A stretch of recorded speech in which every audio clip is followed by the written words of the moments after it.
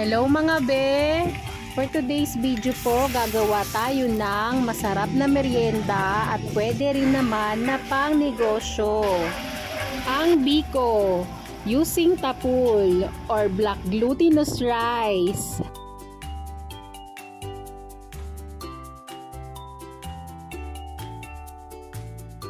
Gagamit po tayo ng kalahating kilo ng black glutinous rice. Ako po si Glory at gumagawa po ako ng mga videos na pang negosyo.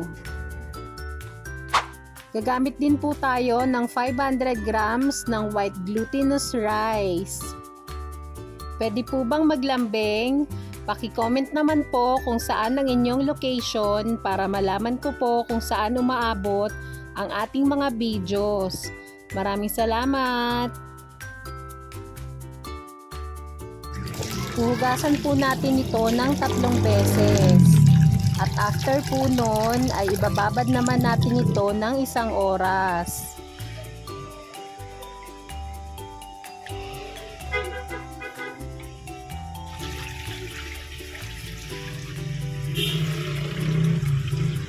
Isi-set aside muna natin ito. Gagawa naman po muna tayo ng ating latik na pang toppings. Gagamit po tayo ng 1½ cup ng coconut milk. Ito pong ating latik ay 30 to 45 minutes ko lang niluto. Kapag ganito na po ang ating latik, pwede na natin i-off yung ating apoy. Isasalin na po natin sa ating kaldero ang ating binabad na malagkit. Sasabawan na lang po natin ito at kung gaano po kadami yung ating malagkit na bigas, ganun din po karami yung water. Para lang po tayo nagsasaing ng regular na bigas. Maglalagay po tayo ng pandan, pandagdag aroma. Isasalang natin ito sa medium heat. At kapag kumulo na po, papahinaan natin ang ating apoy. Muli natin itong tatakpan para maluto pa. Ito na po yung ating pang toppings. Kung gusto niyo po ng ganitong mga video, please like and subscribe to our YouTube channel. Thank you and God bless.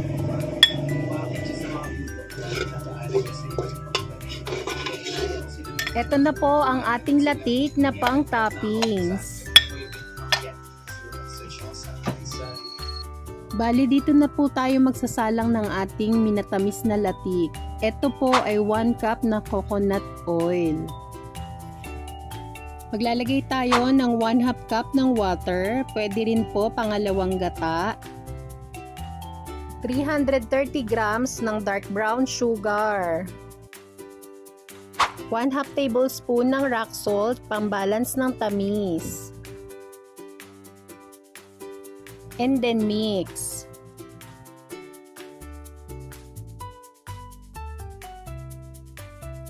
Hahaluin lang natin ito hanggang sa lumapot.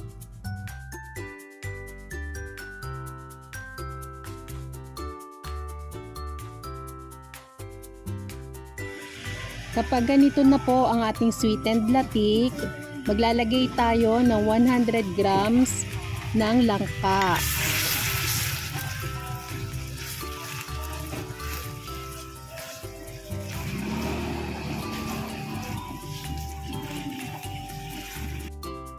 Kuha po tayo ng langka para po pang toppings natin.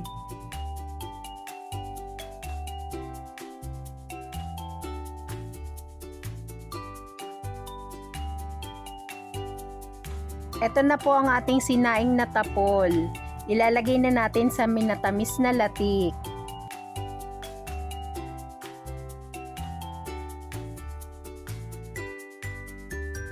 Kapag nilalagay natin yung ating malagkit, hahayaan lang natin na may mahinang apoy yung ating kawali.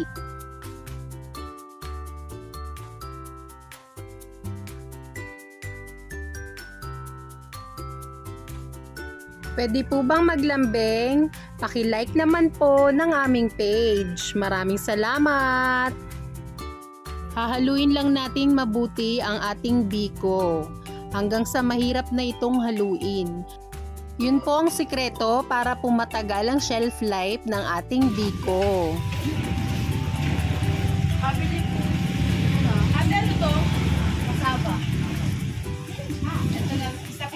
Kapag mahirap na pong haluin ang ating biko, pwede na po ito.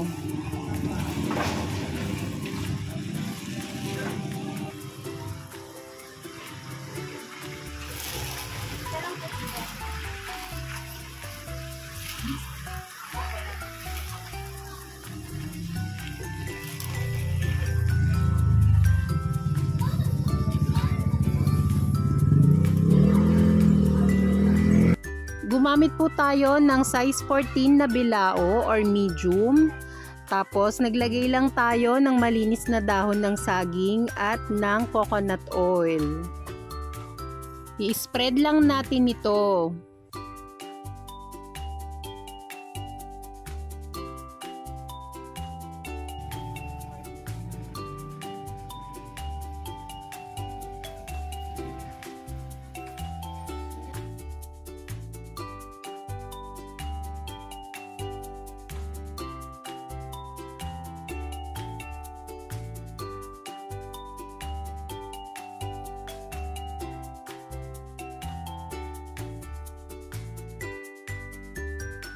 Kapag nalagay na natin lahat ng ating biko sa ating bilao, ifa-flat naman po natin ito.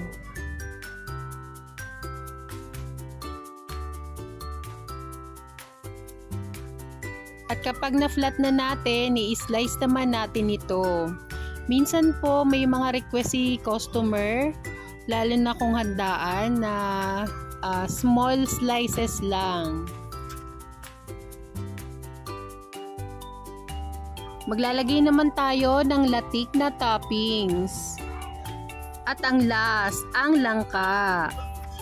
Sana po ay may nakuha kayong idea sa bidyong ito. Please like and subscribe to our YouTube channel. Thank you and God bless!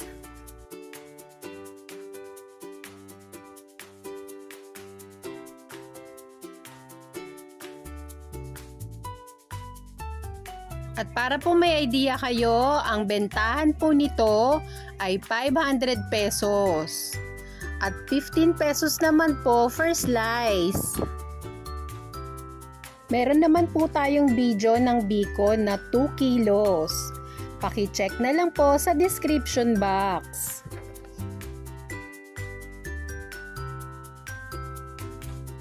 Thank you for watching. God bless! Hello guys! Welcome back sa ating channel. Nagawa nyo na ba to sa glutinous rice? Gawin natin to na pang negosyo. Tara, umpisa na natin.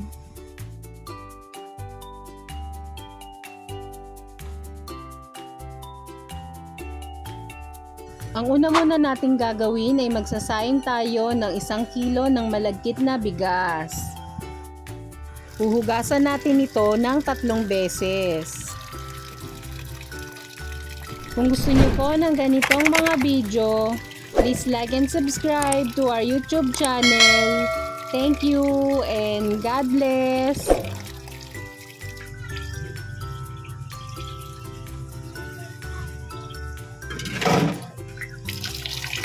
Ang pagsasayang po nito ay parang regular lang na bigas. Naglagay po tayo ng pandan leaves. Optional lang po naman ito. At kapag kumulo na po, papahinaan natin ang ating apoy. At aantayin nating maluto. Sa ating kawali, naglagay po tayo ng 1 cup ng coconut cream. Gagawin po natin itong coconut oil. Palagyan natin itong haluin para hindi po masunog. Pwede po bang maglambing? Paki-comment naman po kung saan ang inyong location para malaman ko po kung saan umaabot ang ating mga videos. Maraming salamat! At kapag ganito na po, maaari na nating patayin ang ating apoy.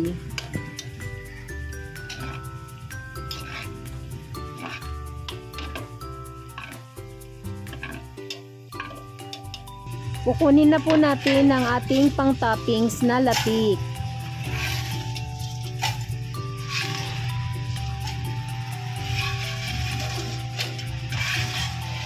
At isi-set aside. Magluluto naman tayo ng minatamis na latik. Maglalagay lang tayo ng konting corn syrup. 330 grams ng wash sugar. 1/2 tablespoon ng rock salt, pang balance ng tamis. At hahaluin lang natin ito. Pwede po bang maglambing? Paki-like naman po ng aming page. Maraming salamat! So kapag malapot na po, yan, maaari na natin ilagay ang ating sinaing na malagkit. Papahinaan lang natin yung ating apoy. Meron na po tayong nagawang 1 kilo recipe ng biko at 2 kilos ng biko recipe. Paki-check na lang po sa description box. Maraming salamat!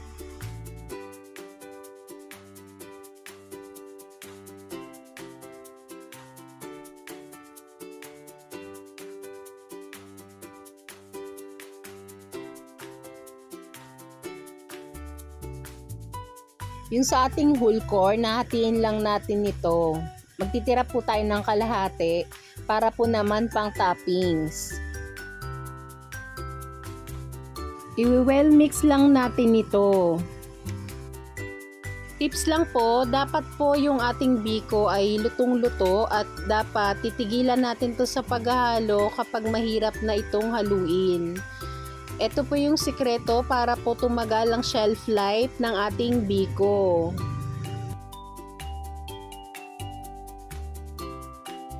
Gumamit po tayo ng bilao, size 14 inches. Tapos naglagay lang tayo ng malinis na dahon ng saging at coconut oil. I-spread lang natin ito.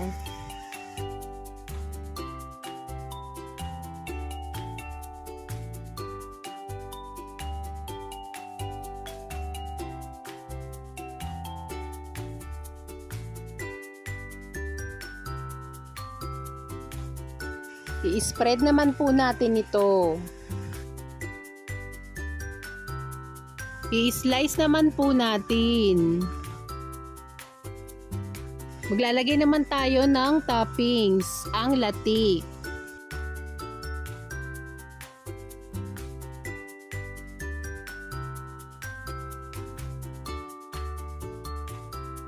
At ang next naman ay ang ating whole corn.